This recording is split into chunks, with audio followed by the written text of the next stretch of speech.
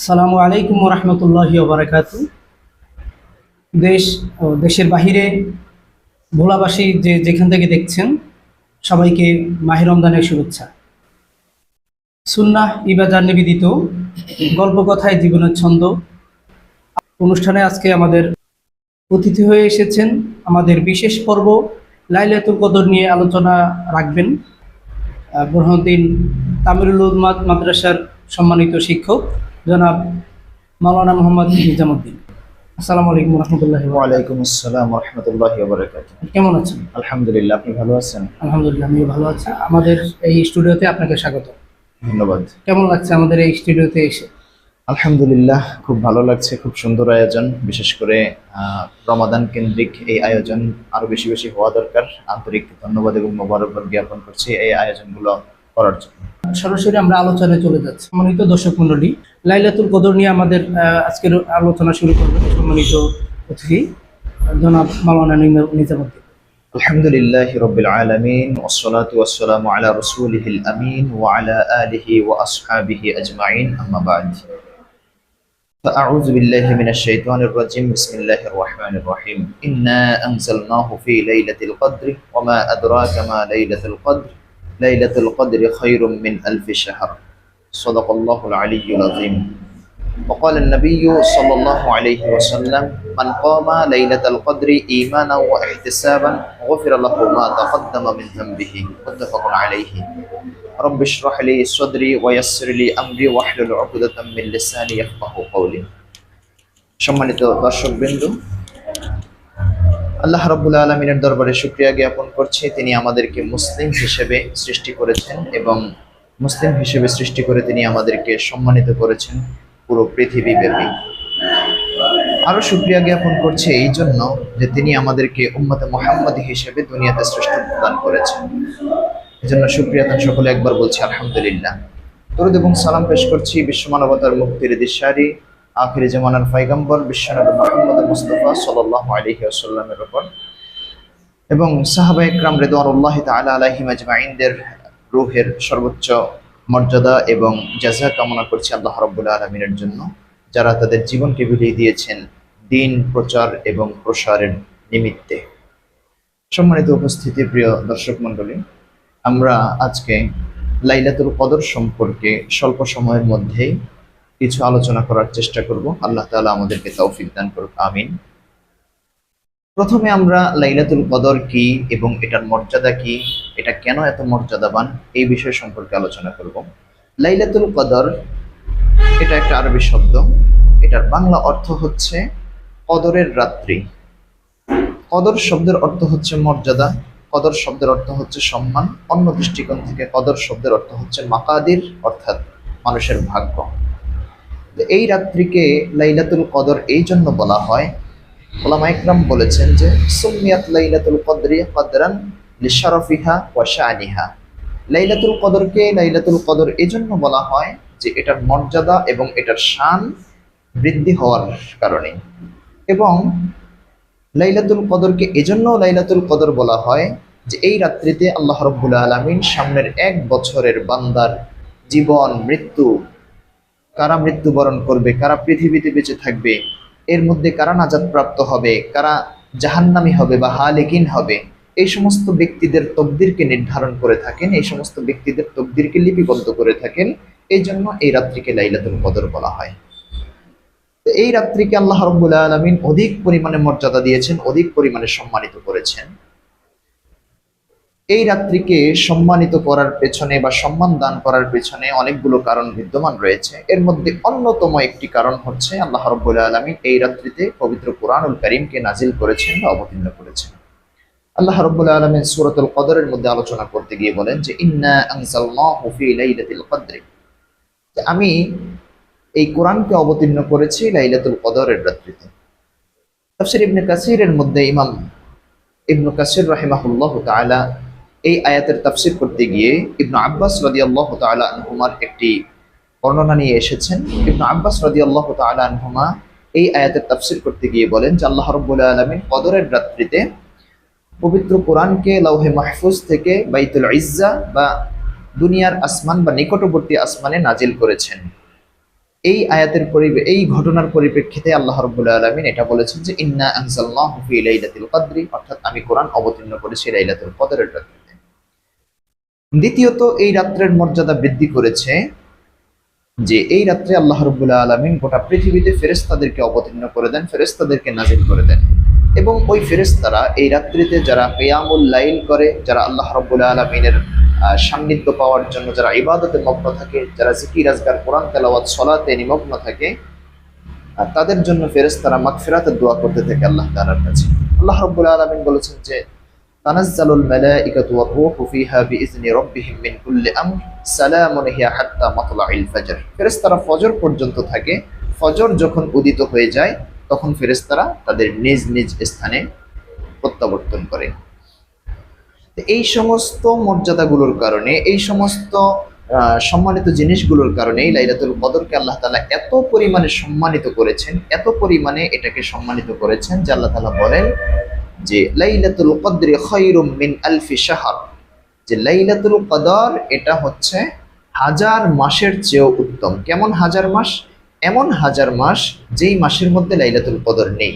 অর্থাৎ এই রাত্রিতে কেউ যদি আল্লাহর সান্নিধ্য পাওয়ার জন্য তার ইবাদতে মগ্ন হয়, তার সামনে দাঁড়িয়ে যায়, কিয়ামুল লাইল করে, দান সাদাকা করে, এরপরে এই রাত্রিতে জিকির আজগার করে, কোরআন তেলাওয়াত করে, তাহলে এই রাত্রির ইবাদত করার হিসেবে এই রাত্রির ইবাদতকে আল্লাহ রাব্বুল আলামিন হাজার রাত্রির বা হাজার মাসের ইবাদত হিসেবে গণ্য করে নেবেন। এটাই হচ্ছে আসলে লাইলাতুল কদরের সম্মান বা লাইলাতুল কদরের মর্যাদা। সম্মানিত দর্শক মণ্ডলী, আমরা এখন আলোচনা করব যে লাইলাতুল কদর এটার ফজিলত বা এটার মর্যাদাটা কি। এটার মর্যাদা সম্পর্কে আমরা একটু আগেই বলেছি যে আল্লাহ তাআলার বাণী, আল্লাহ তাআলা বলেছেন যে লাইলাতুল কদরি খায়রুম মিন আলফি শাহর, লাইলাতুল কদর এটা হচ্ছে হাজার মাসের চেয়েও উত্তম। সহিহ বুখারী এবং মুসলিমের হাদিসে ইমাম বুখারী এবং মুসলিম হাদিস নকল করেছেন যে হযরত আবু হুরায়রা রাদিয়াল্লাহু তাআলা আনহু, প্রখ্যাত সাহাবী, তিনি হাদিস বর্ণনা করেছেন যে আন্না রাসূলুল্লাহ সাল্লাল্লাহু আলাইহি ওয়াসাল্লাম قال, রাসূলুল্লাহ সাল্লাল্লাহু আলাইহি ওয়াসাল্লাম বলেছেন মান কামা লাইলাতুল কদরি ঈমানাও ওয়া ইহতিসাবান গুফিরা লাহু মা তাকাদ্দামা মিন যামবিহি, যেই ব্যক্তি কদরের রাত্রিতে ঈমানের সাথে এবং সওয়াবের নিয়তে আল্লাহ রাব্বুল আলামিনের সামনে দাঁড়িয়ে যাবে, ইবাদতে নিমগ্ন হয়ে যাবে, গুফিরা লাহু মা তাকাদ্দামা মিন যামবিহি, তার জীবনের পিছনের সমস্ত গুনাহগুলোকে আল্লাহ তাআলা ক্ষমা করে দিবেন। সুবহানাল্লাহ! কত বড় মর্যাদা, কত বড় ফজিলত আল্লাহ তাআলা এই রাত্রিকে দিয়েছেন।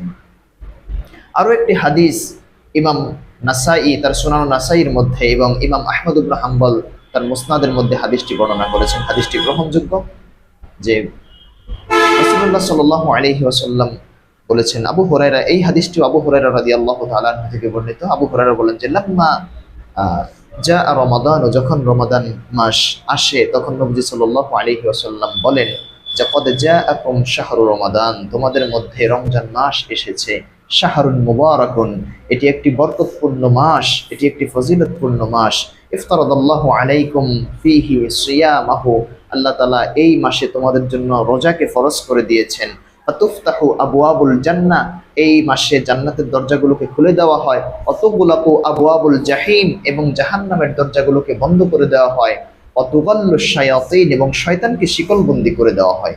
এরপরেই রাসূলুল্লাহ সাল্লাল্লাহু আলাইহি ওয়াসাল্লাম বলেছেন যে ফীহি লাইলাতুন খায়রুম মিন আলফি শাহর, এই মাসে একটি রাত্র রয়েছে যেই রাত্রটা হাজার মাসের চেয়েও উত্তম।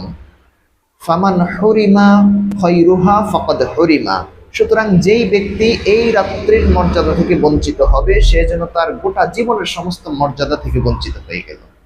এই হচ্ছে লাইলাতুল কদরের রাত্রের ফজিলত এবং মর্যাদা। সম্মানিত দর্শক মণ্ডলী, আমরা এই সমস্ত আয়াত এবং হাদিসের আলোকে, সহিহ হাদিস এবং আয়াতের আলোকে আমরা এটা জানতে পারলাম যে লাইলাতুল কদর এটা আল্লাহ রাব্বুল আলামিনের কাছে অনেক অনেক সম্মানিত একটা রাত। এখন লাইলাতুল কদর এটা আমরা কিভাবে তালাশ করব? আমরা এটা জানি যে লাইলাতুল কদর এটি যদিও আমাদের সমাজে এটিকে একটি নির্দিষ্ট তারিখে পালন করা হয় বা 27তম রজনীতে, রমজানের 27তম রজনীতে পালন করা হয়, কিন্তু কোরআন এবং হাদিসের আলোকে, সহিহ সুন্নাহর আলোকে আমরা এটাই জানতে পারি যে লাইলাতুল কদরের নির্দিষ্ট কোনো রাত নেই। কেন নির্দিষ্ট কোনো রাত নেই? কেননা এই রাত্রিগুলোতে আল্লাহ রাব্বুল আলামিনের ইবাদতকে অধিক পরিমাণে করার জন্য আল্লাহ তাআলা এই রাত্রিগুলোকে নির্দিষ্ট করে দেননি, বরং রমাদানের শেষ দশকের বেজর রাত্রিগুলোর মধ্যে এই লাইলাতুল কদরকে তালাশ করার কথা রাসূলুল্লাহ সাল্লাল্লাহু আলাইহি ওয়াসাল্লাম বলেছেন। সহিহ বুখারীর বর্ণনা হযরতে উবাদা ইবনে সামিত রাদিয়াল্লাহু তাআলা আনহু থেকে বর্ণিত হাদিস, বিখ্যাত হাদিস এবং অনেক বড় হাদিস, যে সেই হাদিসের মধ্যে এসেছে যে রাসূলুল্লাহ সাল্লাল্লাহু আলাইহি ওয়াসাল্লাম বলেন যে আল্লাহ তাআলা আমাকে জানিয়ে দিয়েছেন যে কদরের রাত্রি কবে। তখন আমি সাহাবীদেরকে বলতেছেন যে আমি যখন তোমাদেরকে জানানোর জন্য আসলাম যে কদরের রাত্রি কবে, কারণে এবং এই ঝগড়ার দিকে মনোনিবেশ করার কারণে আল্লাহ তাআলা আমাকে ভুলিয়ে দিয়েছেন। এরপরে রাসূলুল্লাহ সাল্লাল্লাহু আলাইহি ওয়াসাল্লাম বলেছেন আসা আইয়াকুনা খায়রান লাহুম, যে আশা করা যায় এই ভুলিয়ে দেওয়ার মধ্যেই তোমাদের জন্য কল্যাণ রয়েছে। এরপরে নবীজি বলেছেন যে ফালতামিসুহা ফিত্তাসিআতি ওয়াসাবিআতি ওয়াল খামিসা। এরপরে নবীজি বলেছেন যে সুতরাং তোমরা কদরের রাত্রিকে তালাশ করো 27তম 29তম রজনীতে, 27তম রজনীতে এবং 25তম রজনীতে। এই হাদিসের আলোকে এবং আরো একটি হাদিস বর্ণিত হয়েছে, অসংখ্য অগণিত হাদিস বর্ণিত হয়েছে এই ব্যাপারে। এর মধ্যে বিখ্যাত একটা হাদিস বুখারী এবং মুসলিমের বর্ণনা, আম্মাজান আয়েশা সিদ্দিকা রাদিয়াল্লাহু তাআলা আনহা থেকে বর্ণিত। তিনি বলেন যে রাসূলুল্লাহ সাল্লাল্লাহু আলাইহি ওয়াসাল্লাম বলেছেন তাহাররাউ লাইলাতাল কদরি ফিল বিত্রি মিনাল আশরিল আওয়াখিরি মিন রমাদান, তোমরা রমজানের শেষ দশকের যে বেজর রাত্রিগুলো রয়েছে এই বেজর রাত্রিগুলোতে লাইলাতুল কদরকে তালাশ করো। রমাদানের শেষ দশকের বেজর রাত্রি কোনগুলো? 21তম রজনী, 23তম রজনী, 25তম রজনী, 27তম রজনী এবং 29তম রজনী। যেই কোনো রাত্রিতেই লাইলাতুল কদর হয়ে যেতে পারে বা লাইলাতুল কদর হওয়ার সম্ভাবনা রয়েছে। সুতরাং আমাদের উচিত এই সমস্ত বেজর রাত্রিগুলোতে লাইলাতুল কদর তালাশ করা।